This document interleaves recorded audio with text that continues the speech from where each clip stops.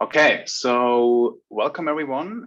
Thank you for joining today's seminar talk. I'm with Hossein Mobahi from Google Research. Hossein is a senior research scientist at Google Research, and he obtained his PhD in computer science from the University of Illinois at Urbana-Champaign. Prior to joining Google, he was a postdoc in the computer science and AI lab of MIT. I think it's fair to say that Hossein has been a neural network researcher before it became cool. He published papers like deep learning via semi-supervised embeddings in 2012, or training recurrent neural networks by diffusion in 2016. And his current interests revolve around the interplay between optimization and generalization in deep neural networks. Today, we'll talk about one of his recent papers, Sharpness-Aware Minimization for efficiently improving generalization. Welcome, Hossein. Thank you. Thank you for the introduction, and thanks for inviting me. Thanks everyone for attending this talk. Yeah, I will talk about Sharpness-Aware Minimization, SAM. The talk has two parts. In the first part, we will just go over the current states, what is SAM algorithm, what are like things that come from the main paper.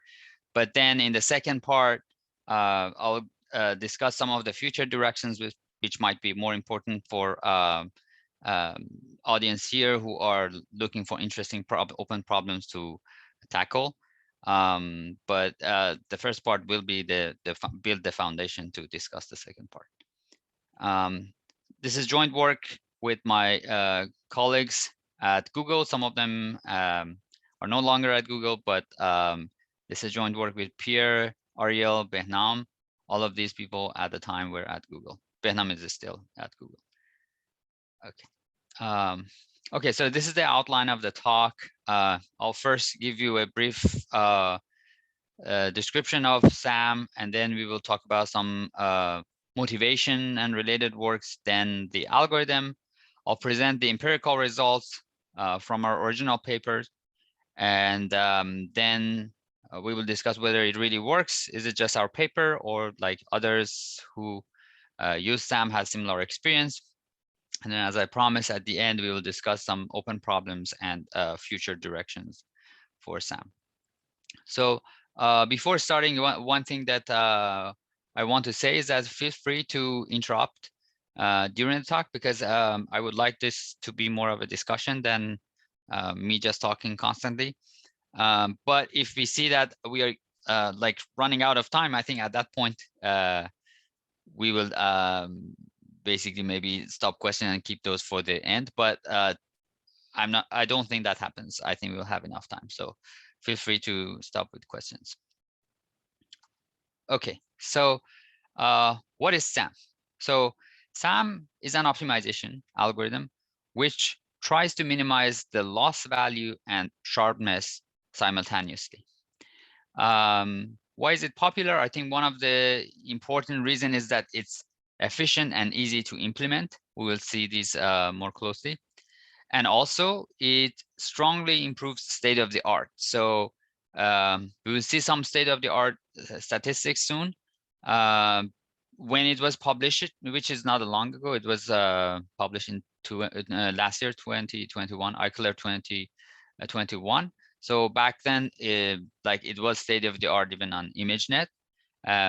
But you know, records on ImageNet keep improving, so it's no longer on the top, but I think still among like the top 10 or something.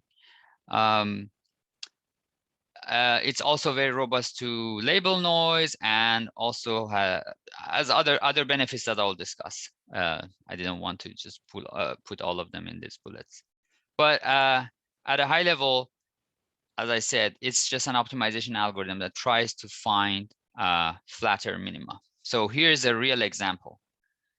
So this is the loss landscape, of course, just a region that we have zoomed in from ResNet loss landscape. And we are showing a minimum that's obtained by running SGD on the left. And we show how that changes if you train the same ResNet with SAM. So what minimum it converges to. So clearly the one found by SAM is a smoother and intuitively, you know, more well behaved, but also there is actually theory that we can you can basically say why if you have smoother minimum, then you can expect better generalization performance as well. So yeah, state of the art. We are still, even after a year from publishing this, we're still top one algorithm for CFAR 100, SVHN, and a couple of other data sets, I think like birds and flowers.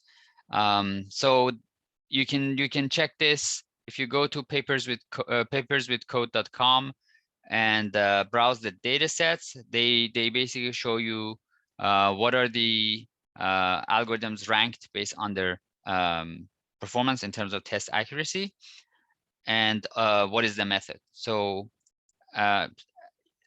even after a year, SAM, the original SAM without any tweak modification, is the best performing on these data sets. Another thing is that, as I said, it's very easy to implement. So here is a pseudocode of the algorithm. We will revisit this pseudocode more carefully when I discuss more about the algorithm in greater details. For now, the only takeaway from this slide is this main loop, the training loop, and the operations that are being used there. So you can see that you're like computing a gradient as usual.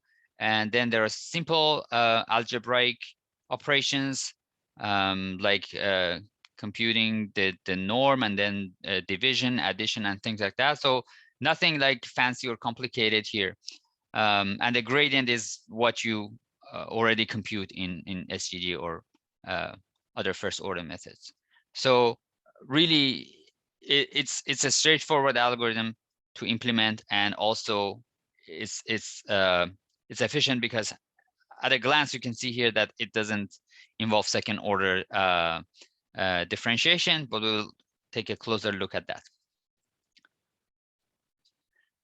So there are other benefits. Actually, these are observed by other people since the original paper. They have in a lot of follow-up papers on SAM, and they have had interesting observations. So one of them is that the representations that you get from SAM compared to SGD are more interpretable. So this is an example taken from one of the references of this talk. And you can see on the left are just some images, and you see the attention maps in Vision Transformer in the next two right columns. The rightmost one is what you get from SAM, and the middle one is what you get from SGD. And it's obvious that with the rightmost one, you see more of object structure there. So this might be important for people doing research on interpretability. Another benefit that observed by others is their recent work that was comparing reproducibility of different optimizers. They compared Adam, SGD, and SAM, and their observation was that with SAM you always have more reproducible result. That means that if you train your model from random seeds multiple times and compute the variance of the performance, with SAM you have much lower variance. And I think given the situation in machine learning field that we have reproducibility crisis, this might be an important observation and something for further investigation. And another interesting observation is that it's cost efficient. So there is a website called Mosaic ML. So this is a company that tries to suggest what is the best combination of methods and compute in order to, and dollar amounts in order to get your job done.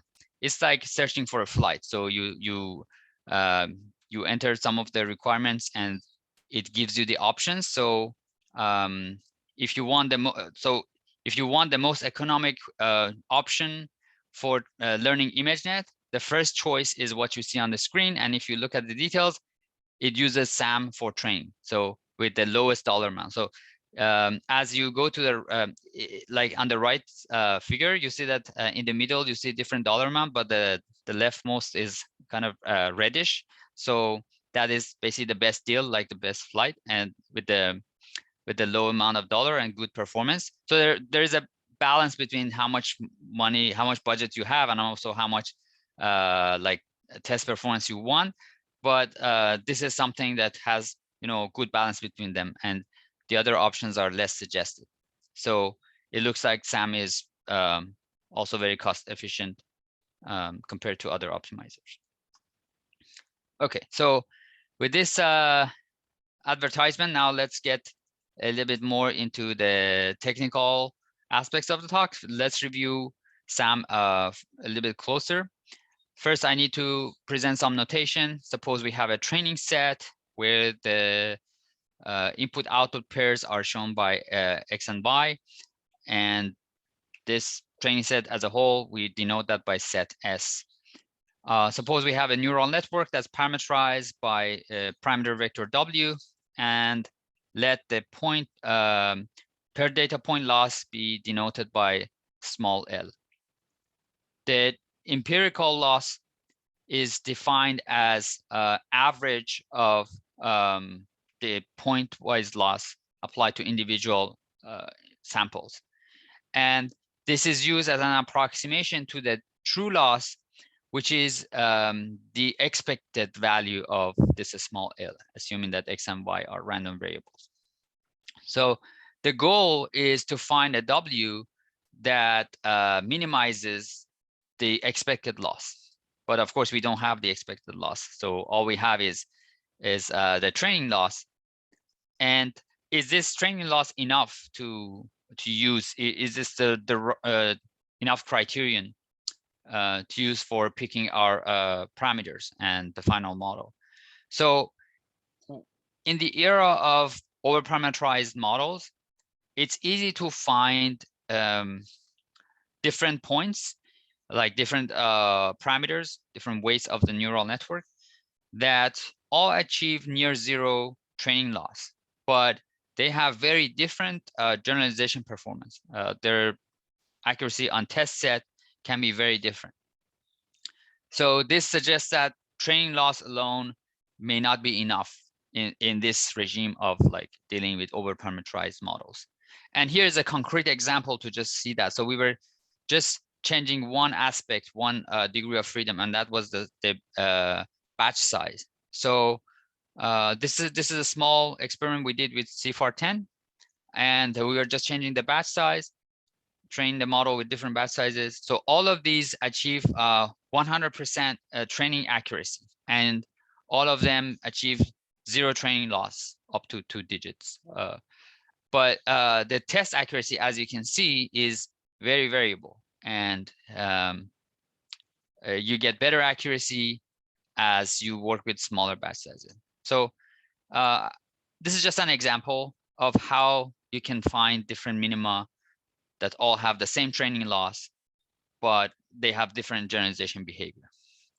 So clearly there are some of these global minima of the training loss landscape that can generalize better than others.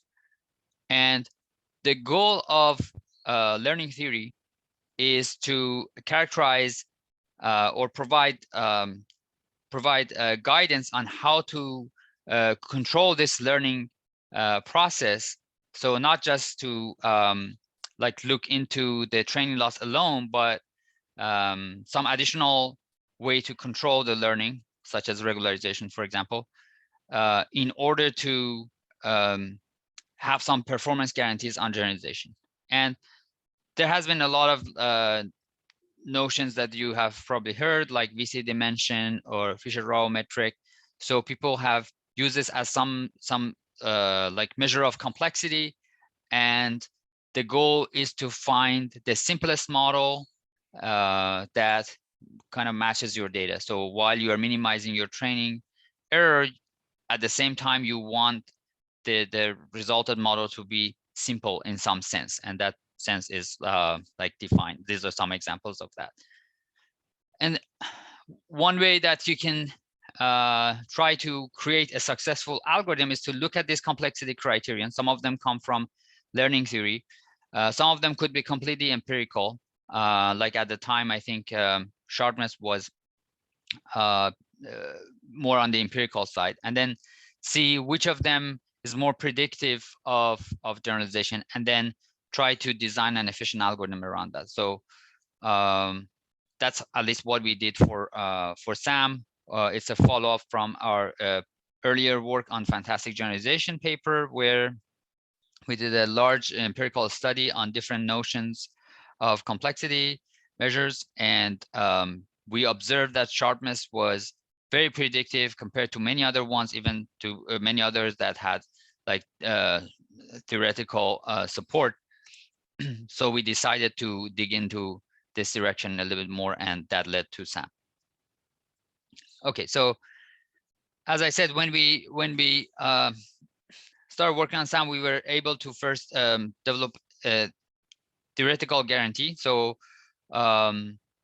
this is kind of the main theorem of our paper, which says that if you minimize the empirical loss that considers sharpness, then you get a bound on the true loss. And if I want to go a little bit into the details, so on the left hand side you have the true loss, if you remember from the notation. So let's discuss what is on the right hand side. So LS is just the empirical loss. But what's happening here is that it's kind of computed in an adversarial way. So it says that if you hand me a solution W, then what I do is that I try to perturb this W within a ball of radius rho. And then within this ball, I would like to find a point that gives me the worst loss, the highest loss. And then if I still manage to have a low loss even in this adversarial setting, then I get my guarantee that I will have a like small loss on the expected a small value on the expected loss. There's also a second term on the right hand side. Like if you go into the paper and open the paper and look at the theorem, you will see that this is a complicated function which depends on square root, on log, but a lot of things are constant. The only thing that is variable there is a norm of W, and the whole function, the whole ugly function, is just a monotonically increasing function in norm of W, normalized by rho squared. So we believe that the actual form of this function, which like we just named it H for the brevity, is just an artifact of the proof techniques. And what matters is that it's a function that's increasing with respect to norm of W. So we just replace H with identity for our practical purpose. So as I said, there are a few approximations that we will take from this theoretical result to the practical algorithm. So this is the first one. So we replace H with the identity, and that just gives us the weight decay or regularization. Hi there, Okay. can I ask a question? Yes. Does that bound hold uniformly over the weights W?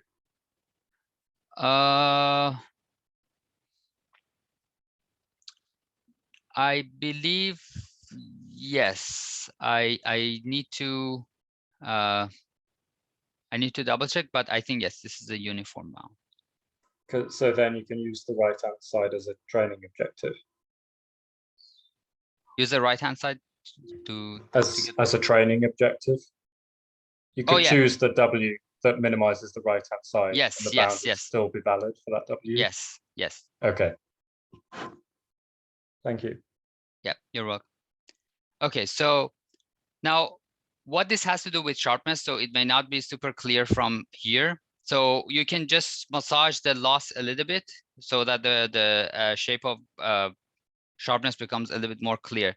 So what we do is simply subtract and add the like standard loss computed from the samples LS, and then basically group the two terms on the left together, and that looks more like a sharpness criterion now, because it says what is the largest change in the loss in the neighborhood of W, and the sharper the loss landscape is, the larger this value. So this is showing that we are trying to minimize this sharpness, which is the first bracket, plus the regular loss. So this is simultaneously minimizing the loss and sharpness, as I promised in the earlier slides.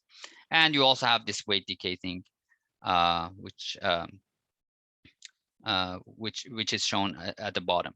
So we defined loss of SAM as this maximization part. So we are trying to find the worst point in this ball, and then we try to minimize this loss based on the worst point plus weight decay. So that's SAM objective.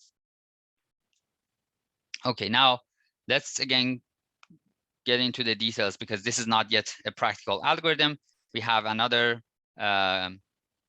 complicated optimization in our inner optimization. So we need to find this argmax, which is difficult. So what we do is like the simplest thing that you would probably think of. So we linearize the loss with respect to this epsilon. So we get a first order approximation to that. And this is what is shown. Do you see my mouse pointer, or you don't see it? Yeah. Okay. So yeah. So you get the first order approximation, because this is constant in epsilon, you can just forget about it. It doesn't affect the argmax. And so the argmax will be just a linear objective subject to a ball constraint. And the solution of this problem has a closed form expression, but in particular case of using L2 ball, this becomes extremely simple. So the form of this epsilon will just become the gradient of the loss normalized divided by its norm. So it's just normalized gradient at that point. And we did some experiment with different choices of the norm here, and empirically observed that the 2 norm actually does the best. So like the theory holds for any norm, but we'll stick to 2 norm for experiments. Okay, so once we have the closed form expression for this like worst case perturbation, what we do is then go to that worst point. So we add that perturbation to our iterate or solution, and then we try to minimize the loss for that point. So now this is where we would like to compute the gradient with respect to W, right? And here we use chain rule. So we first compute the derivative of the argument with respect to W, and then multiply that with the gradient of the loss evaluated at that point. Okay, so this part is straightforward, like a derivative of W with respect to W just gives you the identity. So by multiplying that with this factor, you get the red term. You also get the second term here, which is shown as blue. So basically, we have 2 terms here, which are discussed in this slide. The first term is first order. The second term will be second order. The reason is that you see, okay, a first order differentiation here, but if you remember, the definition of epsilon itself depends on the gradient.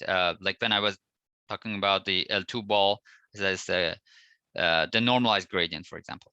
So taking a derivative of that gradient eventually gives you a second order differentiation. So your loss will involve second order terms, which you can compute. But one thing that we observed was that you can discard this term and don't hurt the performance. So the actual algorithm of SAM will, again, this is another deviation from the theory, will only use this first order term as an approximation to the full derivative. Can I quickly ask something about that? Yes. So I've seen in the appendix you shown that this actually hurts the performance, and yes. then you wrote something like you will investigate this in future work. In the meantime, have you figured out what might have caused this? No. So this is indeed one of the things that I will discuss in the open problems and future directions. So we will talk about it there. But yeah, there's a big list of open problems. So I haven't tried those that I will show here. There are some that I'm working on which I'm not showing here, but the ones that I show here I'm not working on, so they are completely open, and anyone who has ideas how to tackle, I think that will be very interesting. So we will have a slide on this. Thank you. You're welcome. Okay, so yeah, this is just putting all the math into a pseudocode. I think in interest of time, I can skip the pseudocode and just explain this illustrative figure, which is showing what happens in one iteration of SAM versus gradient descent. So suppose this is our loss landscape, and suppose this is our current iterate, WT. And let's say this direction is the gradient. So if you were doing gradient descent, it would simply compute the gradient and then apply it to this point, so you would get WT plus 1. So this is gradient descent, and you end up at this point. Now with SAM, what happens is that first you try to find the point that has the highest loss value in the neighborhood of this WT. So this would be the direction of epsilon, which given using the L2 norm, L2 ball, it will be just the normalized gradient. So here you have the negated gradient in gradient descent, but the gradient itself is in the opposite direction. So that's why the arrow is exactly in the opposite direction. So this is the direction that you take in order to compute this perturbed point, which we call it W@, because it's like choosing adversary choosing a point in this neighborhood that gives you the highest loss. So once you compute W@, then you compute the gradient at W@. So it gives you this red arrow. But then you apply this gradient to your current iterate. So you don't move from W@, you actually move from WT, but in the direction that you got here. So this is what you get with SAM. And this is, again, using the approximation that we mentioned, like only using the first order term. So hopefully this is enough, and we don't need to like go through the pseudocode. But if there is any question about this illustrative figure, you can ask now, because I think this is important to make sure everybody understands what's at least one iteration of SAM doing. Okay. Okay, I suppose it's clear. Okay. So empirical results, these are a bunch of numbers, so I'll just skip through them very quickly. I think you can find them in the paper, but back then we were obtaining like decent results on CFAR and ImageNet, state of the art on those, and I'll just skip the numbers. So this was true both for training from scratch as well as fine tuning. Another experiment that we did was robustness to corrupted labels, and there again we saw a very good performance. So this was kind of intuitive, because SAM is trying to like be robust to an adversarially chosen weight, right? And so if an adversarially like even if an adversarial perturbed training point results in like a results in an adversarially chosen weight, then because you are trying to robust to this kind of you know, jumps in the weights, so you kind of expect, again, this is just loosely speaking, not rigorous, but you kind of at least have the expectation that, okay, SAM should be more robust to big changes in things like labels than SGD. And this is also seen here. Okay, now these were like the results and tables from our original papers. The question is, does this really work? Because, okay, everybody says their paper is great. The numbers they have are great, but do people actually use it? Were they able to reproduce it? Or did they find it interesting to follow up? So here I present some evidence on that.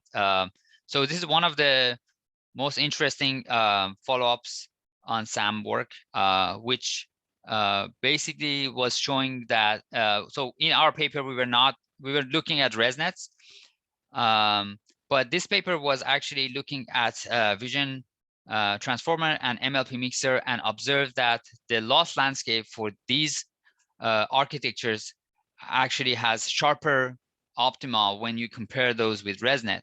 And so as a result of that, you expect that SAM can be very useful here because like you have sharp minima and you want to avoid those. So SAM can be your guide here. And indeed, they observe a huge boost in test performance and robustness. So these numbers are, I think, very big. So for vision transformer, they see more than 5% improvement in test accuracy. And for MLP mixer is 11% improvement in test accuracy. This is not relative, this is absolute improvement. So I think this is a very interesting observation, and I know that this paper recently got accepted to ICLR of this year, 2022. So below you see some visualization that the authors also did to show like how the loss landscape at the minimum looks for ResNet versus VIT and what happens when you use SAM. Okay, what about other domains? So we did some experiments on standard image classification benchmarks. Does it work for other domains? There is, again, the growing evidence that it does. So the first one, which I show here, NLP one, is actually our work. So we use one of the strong baselines in one of the strong benchmark data sets for NLP called Superglue, where we consistently saw improvement when using SAM. This is a ACL paper 2022. But there are like other domains that people have investigated. So here you can see some of those. I don't want to read them one by one, but it's kind of diverse, and I'm excited to see that it's working in like very different settings. Okay, and then are there follow-ups? Yes, again, SAM is just from 2021, and there's already all these extensions. So if you look them up, you will find their papers. So there are different variants with different emphasis. Some try to make it more efficient, some try to improve the test accuracy, some try to minimize the gap between the theory and the practical algorithm. Some have new applications like quantized models, and so on. So the list is just a sample. If the actual list of like follow-ups is much larger than this. But it's, again, I think encouraging that people find it useful, interesting, and they are following up. Okay, another indication of whether this is something that people are really using is looking at the number of implementations. So other implementation, of course, we have had our own implementation, but again, if you look at papers with code and look up SAM, you will see that there are already 11 public implementations of SAM in different environments like PyTorch or JAX. JAX was our original implementation. And they're also very popular. Like the PyTorch one has more than 800 stars. Okay, so I guess with this, I just wanted to say that it's not just our paper showing, you know, good numbers and good stories, but it looks like others are like also having similar finding, and they find it useful for their applications, and it works. Okay. So we get to the last part of the talk, which is discussing open problems and future directions. I think this is the most important one for this audience, which is consisting of researchers in machine learning. Okay, so I categorized it into 3 categories. The first one is bias is resulted from the approximations in the algorithm. Okay, so as I said, there are like different places where we do some approximation and deviate from like the perfect theory. So the first one is where we were computing this WAD So this was a maximization problem inside our original minimization problem. This is a difficult optimization task because our loss is highly nonlinear. And what we do is simply linearize, right? So we just use linearization, and then we have this truss region, which is our ball, and use the solution as that solution of that as a proxy for the solution of the true point. So here, what we did was actually running this for a few more iterations. So what I mean by that is that, okay, once I find my first estimate, then if that happens to be outside of this ball, I normalize my solution, my gradient. So I have a gradient, right? So I compute this gradient, and then make sure that it matches, it basically meets the norm constraint. So it falls outside, I'll just project it onto this ball, and it gets onto the surface of this ball. And then again, at that point, I do another iteration. So at that point, I again try to refine my, recompute my ascent direction. And again, I leave the ball, I project it back onto the ball, and do this for a couple of iterations. So when you do this, you can get better value of sharpness, like the actual value of sharpness you get will be larger. So this means that like there were like some sharper points that this linearization missed in this ball, but with like multiple iterations, you were able to find those. And this can be seen in these two plots. So these are two plots on CFAR 10 and CFAR 100, converged. Sorry, not converged, throughout the training. So the horizontal axis is number of weight updates, and then on the vertical axis you have the sharpness value, which is the difference between this point at the adversarial point, the loss at the adversarial point, and the loss at the current point. So that difference is the sharpness value. And you can see that when you do, for example, 5 steps of this maximization, 5 steps of this ascent direction, then you get the green curve, which is always above others. So showing that you indeed can find sharper points. The difference is smaller in the earlier stage of training, but as you go toward the later stage of training, the difference becomes bigger. But does it really make a difference in terms of test accuracy? So that's what's shown in the table. So you can see that like for CFAR 10, they are almost more or less the same. Although the value of sharpness can change, but even the linear sharpness is already doing very good. So the test error the test error you get is very close to the best value, which is like this one. And for CFAR 100, likewise.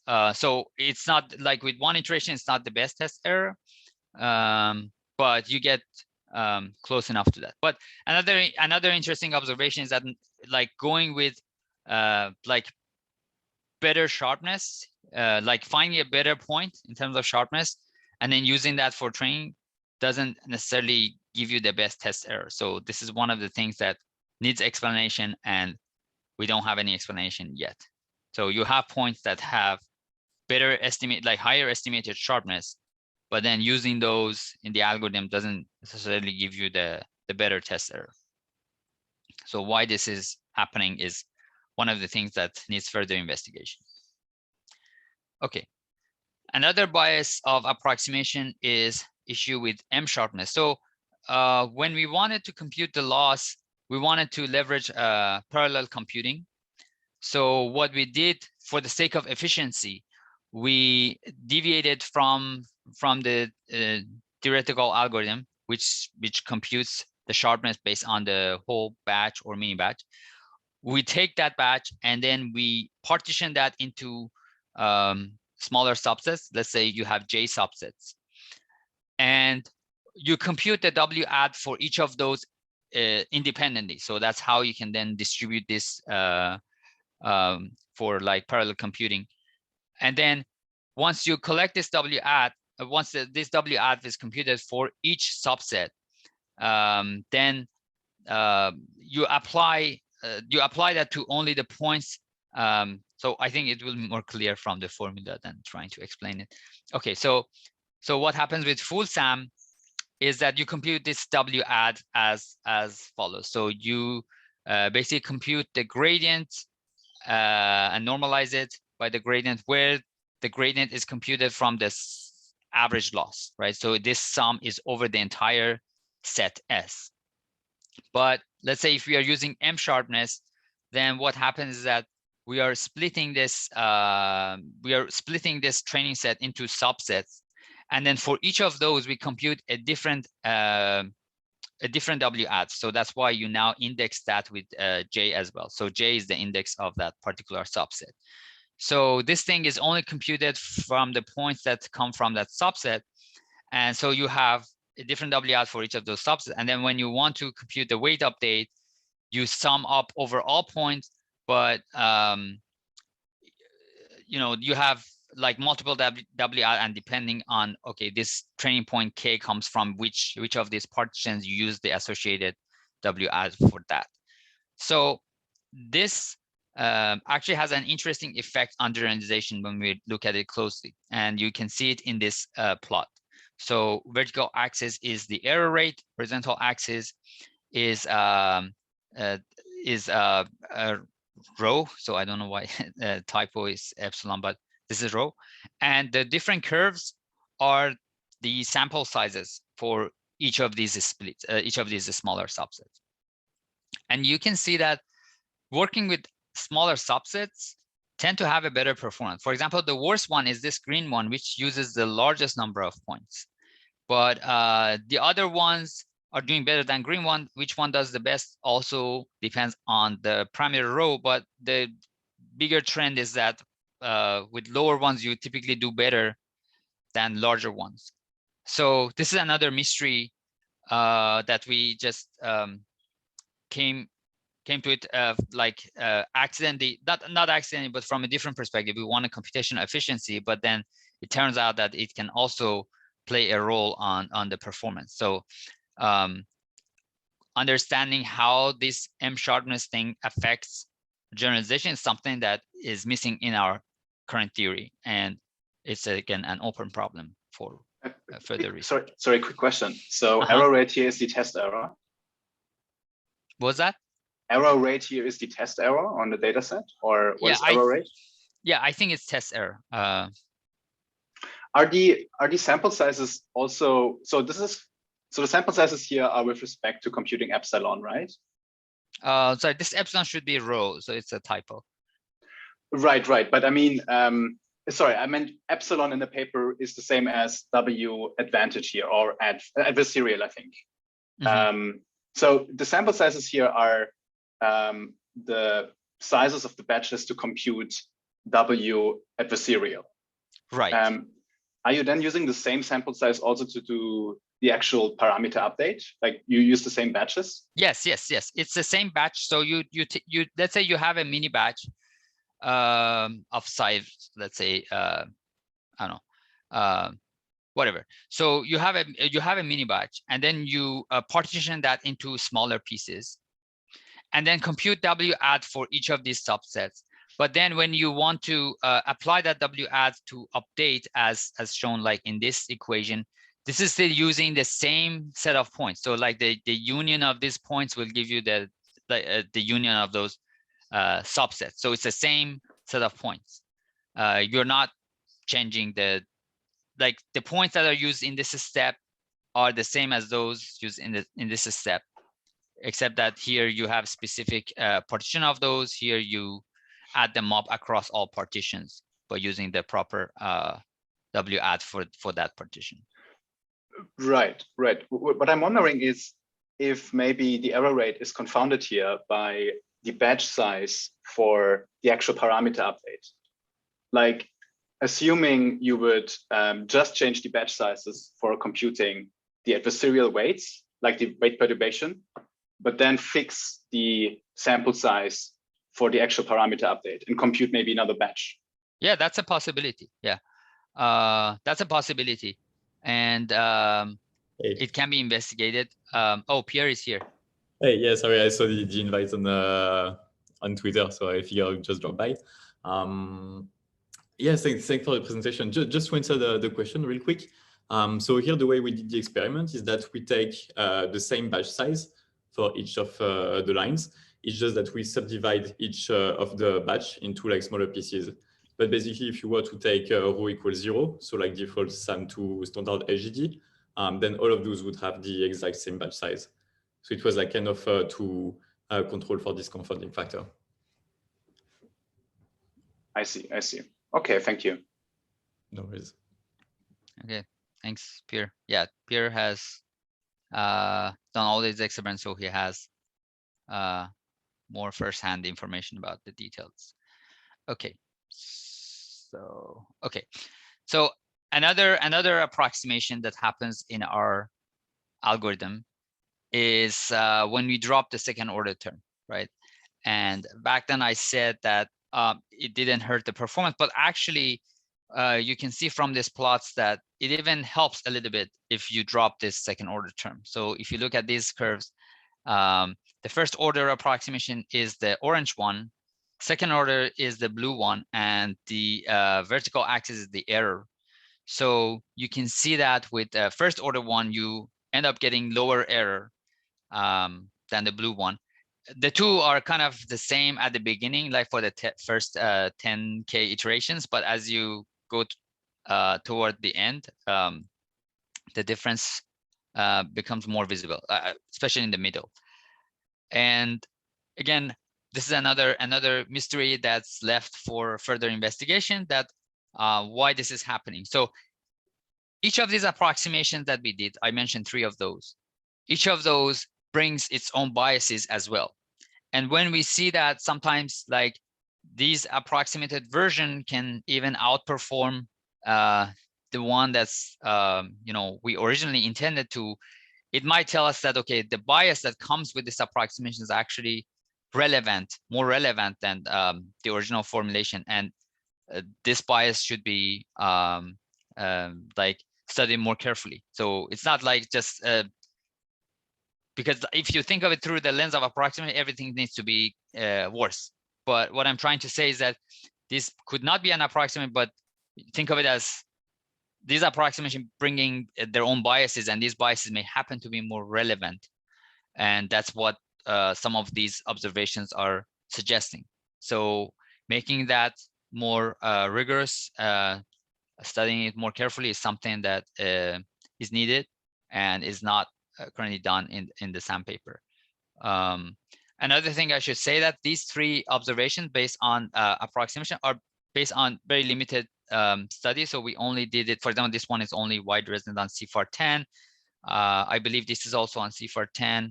And here, these plots are from CFAR10 and 100. So these were limited studies just for us to see how much we are losing or gaining from these approximations. So we just wanted to make sure that nothing completely breaks, but we didn't go too deep into it. So I think if you want to investigate any of these questions, the very first step is to try to do this on a bigger set of architectures and data sets, and make sure that you observe the same thing, and then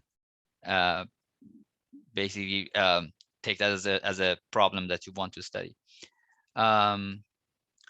Okay, so another set of open problems are based on unexplained observations that have been made by others.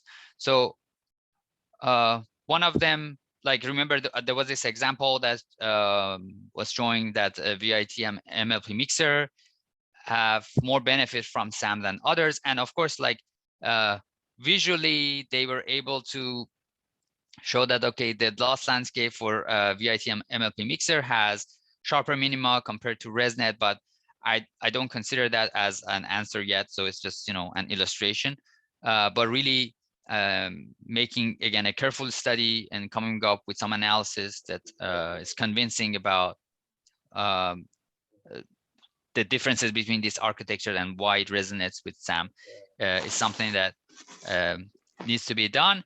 And more interestingly, the answer to this may even point us to better architecture. So what would be the ideal architecture for SAM? So maybe it's not BIT or MLP mixer, maybe it's not even created yet. But once we have that understanding, maybe we can construct the other alternate neural architecture that's suitable for SAM. Other observations that I mentioned earlier in the talk, SAM is more reproducible, more interpretable. So we don't have any understanding of why that is the case. And another obvious direction is making SAM more computationally efficient, because right now in the loop of like optimization for SAM, you need to compute gradient twice. One step is to compute this WAD, and then another is to take the gradient of your loss when you basically use the gradient when you use WAD, the gradient computed at WAD. So the gradient is computed 2 times, as opposed to gradient descent, where like in each iteration you only compute 1 gradient. So this means that naively SAM is twice more expensive than SGD. And the question is whether we can make this more efficient in some clever way. Like, is it possible to, rather than explicitly computing WAD, have some kind of statistics from previous iterations, and that gives us some approximation to WAD and use that instead? So these are things that can be investigated on the computationally efficient front. And just another set of open problems that I could think of are whether like having a fixed radius for this ball, is it ideal, or we actually want it to change in the same way that we have a schedule for learning rate? Is it sensible to have a schedule for this row? And if it is sensible to have that, then how does that interplay with learning rate? Like, should it be how should it be a function of the learning rate maybe? And another question that stands out is in the definition of sharpness. So our definition of sharpness is based on adversarial sharpness, right? So you had this min-max problem. Another way is that you, like, instead of this worst point, maybe you want to compute what is the average value of the loss if you perturb it by a point. So that give you an average notion of sharpness. So in our fantastic generalization paper, which was prior to this SAM paper, we observed that the adversarial sharpness actually is the best predictor. So it does better than average one. By the way, in the parentheses, I should say that you cannot compute the average one because it involves expectation, and you cannot compute the true expectation. But we were doing a Monte Carlo sampling in order to estimate the average. But we were like measuring the variance, making sure that the estimate is reasonable enough to believe in that. And based on that, our observation was that the average sharpness is not doing so good as adversarial one. But why that is the case is, again, something that's not understood. So I guess with this, I will finish my talk. And if there are further questions, I'll be happy to take those. If not, I guess the organizer can close it. Yeah, thank you so much, Hossein, for this great talk. I will now stop the recording, and then we can start the Q&A session.